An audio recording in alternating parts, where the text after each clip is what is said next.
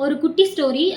சிப்காட் மாதிரியான ஒரு நிறுவனத்தில் வேலை செய்யலாம் அப்படின்னு சொல்லிட்டு மெட்ராஸ் போனேன்.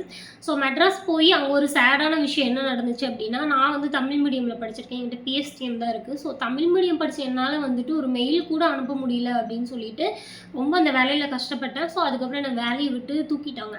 தூக்குனதுக்கப்புறம் வீட்டுக்கு வந்து பார்த்தா எல்பிஜி பிரச்சனை. உங்களுக்கு தெரியும்ல, இப்போ எல்பிஜி பிரச்சனை போயிட்டுருக்கு. ஸோ எல்பிஜி பிரச்சனை, கேஸ் இல்லை.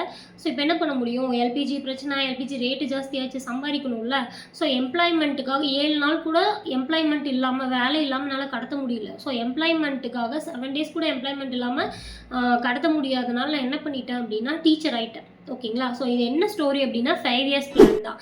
இதில் இந்த சிப்காட், மெட்ராஸ், சேடு, பிஎஸ்டிஎம், மெயிலு, டீச்சரு, இஎஸ்பிஎன்னு, எல்பிஜி இதெல்லாமே வந்துட்டு ஒரு இயருக்கான அந்த பேராவாக படிப்பீங்க இல்லையா, அதுக்கான ஷார்ட்கட் தான். ஸோ இதை வந்து அடுத்தடுத்த ஷார்ட்ஸில் நம்ம ஒன்று ஒன்றா பார்க்கலாம். அண்ட் அதே மாதிரி எக்ஸாம்க்கு இன்னும் எவ்வளோ நாள் இருக்குது? 243 டேஸ் தான் இருக்குது. ஓகேங்களா? ஸோ நீங்கள் இன்றைக்கி படிச்சிங்களா அப்படின்னு சொல்லி கமெண்ட் பண்ணுங்கள்.